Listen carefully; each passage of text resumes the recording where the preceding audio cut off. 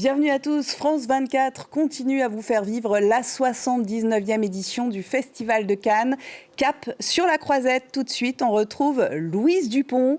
Bonjour Louise. Aujourd'hui, l'événement hors compétition, c'est le film Karma, signé Guillaume Canet avec Marion Cotillard. Un film aux allures de retrouvailles.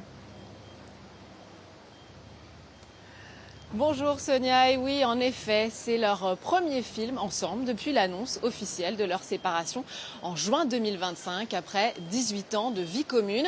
Marion Cotillard et Guillaume Canet ont l'habitude de travailler ensemble, c'est même leur 9e collaboration pour un film. Guillaume Canet est de retour en sélection 13 ans après avoir présenté Blood Ties et Marion Cotillard tient dans Karma le premier rôle avec Denis Ménochet pour lui donner la réplique. Elle joue Jeanne, une femme soupçonnée après la disparition de son neveu. Elle se réfugie dans une communauté religieuse dans laquelle elle est née et qu'elle a fui quelques années auparavant. Le film devrait sortir dans les salles françaises le 21 octobre prochain. Et l'autre image forte, c'est le retour de l'actrice Catherine Deneuve au Festival de Cannes.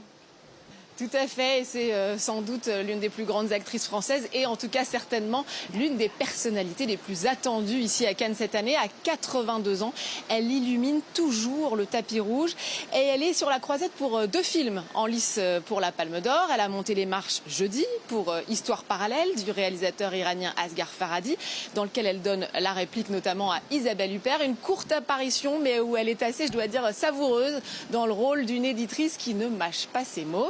Et puis le second film, c'est Gentle Monster de l'Autrichienne Marie Kreutzer, qui avait été remarquée pour sa version très féministe de Sissi, Corsage, c'était avec Vicky Krieps.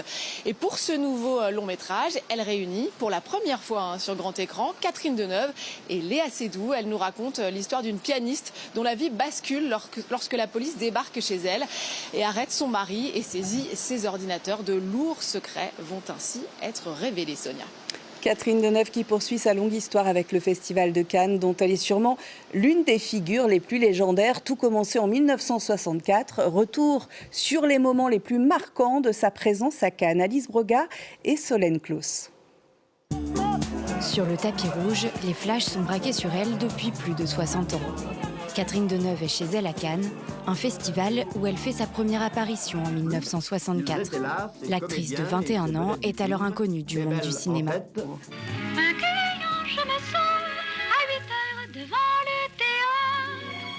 Dans Les Parapluies de Cherbourg, elle incarne Geneviève, une jeune femme qui vit une histoire d'amour dramatique. La comédie musicale remporte la Palme d'Or et révèle l'actrice au grand public. C'est à la fois un conte de fées, très cruel, et en même temps des personnages assez réalistes comme ça dans la vie quotidienne. C'était à la fois un film quotidien et en même temps un film très lyrique. Je veux dire, c'était une atmosphère très curieuse. Film après film, Deneuve gravit les marches, incarnant le chic à la française. À ses côtés, en 1973, Marcello Mastroianni, compagnon de vie et de cinéma, vient présenter La Grande Bouffe de Marco Ferreri, œuvre sulfureuse qui divise le public. C'est un scandale! Un scandale! Puis une autre complicité s'inscrit sur le tapis rouge et sur la pellicule avec sa fille Chiara Mastroianni. Catherine Deneuve. À Cannes, Deneuve est tour à tour maîtresse de cérémonie. J'ai le plaisir de déclarer l'ouverture du 45e festival du cinéma international. Et vice-présidente du jury aux côtés de Clint Eastwood 2 ans plus tard. La star aborde sa mission avec humilité. C'est pas son opinion personnelle seulement qu'on exprime, je crois, c'est qu'on essaye d'avoir une opinion globale, cohérente par rapport à ce qu'on a vu, et d'essayer de faire partager son point de vue. Donc, c'est des choses qui se font par étapes. Je ne pense pas qu'on puisse avoir des idées préconçues là-dessus avant, ce serait pas bien. Nouvelle consécration en 2000, elle monte les marches pour Dancer in the Dark de Lars von Trier qui remporte la Palme d'Or, avant de recevoir en 2005 une Palme d'honneur pour l'ensemble de sa carrière. Son visage illumine la croisette pour sa 76e édition. Deneuve et Cannes, l'histoire d'amour continue. À 82 ans, l'actrice française est à l'affiche de 2 nouveaux longs métrages en compétition. Et on va retrouver Louise Dupont à Cannes aux côtés de la réalisatrice, actrice et productrice haïtienne Jessica Généus. Après Freda, son premier long métrage de fiction en 2021, multi-récompensé, elle présente Marie-Madeleine, tournée en Haïti. Tout à fait, Sonia, un film intense, un film coloré, un film musical aussi, on va en parler. Merci beaucoup Jessica d'être avec nous depuis le Festival de Cannes. D'abord, c'est quand même assez remarquable pour le noter, c'est votre deuxième long métrage de fiction seulement et déjà votre deuxième sélection ici à Cannes. Oui. Qu'est-ce que ça représente pour Mais vous? beaucoup, comme vous le dites, c'est pas évident. Souvent, on est gâté pour notre premier film. On se retrouve souvent à la sélection un certain regard, etc. Et donc, d'avoir un film à Cannes Première, c'est une confirmation, j'ai envie de dire, du fait de la carrière et du parcours d'un réalisateur. Et en l'occurrence, moi, d'une réalisatrice. Donc, ouais, c'est super. C'est un beau symbole. Oui. Alors, en tout cas, avec Marie-Madeleine, vous nous racontez l'histoire donc de cette Marie-Madeleine que vous incarnez, une femme forte et libre. Elle vit de la prostitution en Haïti et elle croise la route de Joseph, un jeune homme qui, lui, est très discret, très croyant aussi. Avant qu'on en discute ensemble, on va regarder quelques images du film. Oui. Hey. Comment elle est? Oh, bébé? Non, pas bébé, l'autre jour, je me disais, t'as pas allé. Et... Je voulais tout merci pour... Pas obligé de dire merci, n'importe qui t'a fait, ça me fait. Moi, bon, nous va croiser mes motos nous-mêmes. On va dire, donc, comment elle est? Voilà, Marie-Madeleine de Jessica Généus qui est avec nous ici sur la Croisette. Jessica, a priori, tout oppose vos deux personnages, Marie-Madeleine et Joseph. Mais qu'est-ce qui les unit finalement? J'adore l'idée de a priori parce que c'est ça.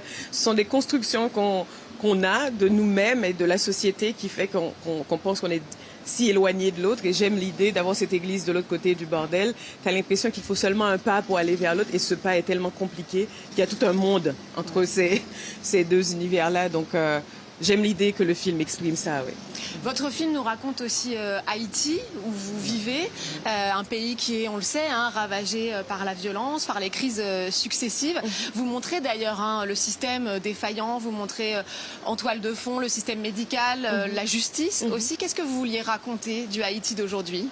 Je pense que j'arrive à ce moment de ma vie et de ma carrière où j'ai envie d'exister tel que je suis et je n'ai plus envie de justifier ou de chercher à montrer une image, entre guillemets, parfaite ou idéale de qu'est-ce qu'être haïtien. Je veux exister autant dans ma vulnérabilité, ma fragilité en tant qu'haïtienne et dans ma force. Et je pense que ce film, je souhaitais qu'il porte tout ça, toutes ces facettes de nous, nos paradoxes, nos contradictions. Et voilà, oui. Il y a le fait aussi que vous jouez dans le film. Oui. Vous êtes, Sonia l'a dit, la réalisatrice, mais vous incarnez vous-même Marie-Madeleine. Oui. Pourquoi avoir fait ce choix d'incarner votre personnage? Oui, mais il y a tellement d'aspects dans ce choix, entre le fait que c'était tellement pratique. Parce que quand même, ça fait 20 ans que je fais du cinéma et j'étais principalement comédienne avant. Et je pense que c'est le fait de vouloir moi-même incarner des personnages qui me touchent beaucoup plus, qui m'a poussée à aller vers la réalisation. Donc Freda, j'ai raté mon casting en tant que réalisatrice, mais pour M, ça marchait. Et je trouvais qu'il y avait cette fluidité, cette facilité derrière, devant la caméra. Je me dirigeais dans ma tête, j'avais l'air d'une schizophrène parce qu'il y avait des voix dans ma tête qui me disaient fais ci, fais ça. Donc je trouvais ça extraordinaire comme expérience. Je ne suis pas sûre que de vouloir le renouveler plusieurs fois parce que ça demande énormément. Mais c'était vraiment un bon moment pour le faire. Oui. Votre film est aussi très esthétique. On parlait de ces sujets qui sont difficiles, que vous abordez, la prostitution, les difficultés que connaît le pays. Mais dans votre mise en scène, dans les choix de musique que vous faites, les gens, les situations sont belles. Racontez-nous aussi ce que c'est que de tourner en Haïti aujourd'hui, vu le contexte. Déjà, à Jacmel, dès qu'on arrive là, on est enclavé. Et donc, on est pas mal protégé de ce qui se passe dans le reste du pays. C'est pour ça aussi que j'ai choisi cette ville. Je l'ai choisie parce que ça fait 20 ans que j'y habite. C'est une ville artistique. Il y a eu la première école de cinéma du pays, montée par David Bell, Ciné-Institute. C'est grâce à ça aussi que j'ai eu beaucoup de techniciens qui ont pu travailler sur le film. Donc, voilà, l'esthétique, c'est la cohabitation de la beauté et de la fragilité. Et je souhaitais que ça se sente dans tous les aspects du film, que ce soit dans l'image que Nicolas Calicioni a bien géré avec la lumière et tout, que je trouve splendide. Est-ce que je suis objective? Non. Je vous le confirme, moi j'ai ressenti la même chose en spectatrice. Et donc je souhaitais que tout ça cohabite et je trouve que l'équipe, ensemble, ils ont fait un travail magnifique pour que nous puissions avoir de beaux tableaux dans ce film. Oui. Merci beaucoup Jessica Généus d'avoir été avec nous ici à Cannes. Merci. Merci Jessica Généus, merci Louise et bon festival à vous. Pour terminer, on met la lumière sur le travail du réalisateur congolais Rafiki Fariala. Il signe son premier long métrage de fiction, Congo Boy, un film projeté dans la section Un certain regard, l'histoire d'un jeune réfugié congolais à Bangui, en République centrafricaine, dont le rêve de faire carrière dans la musique est menacé. Merci de votre attention. L'info continue sur France 24 et tous nos réseaux sociaux. Je vous dis à très vite. Yo,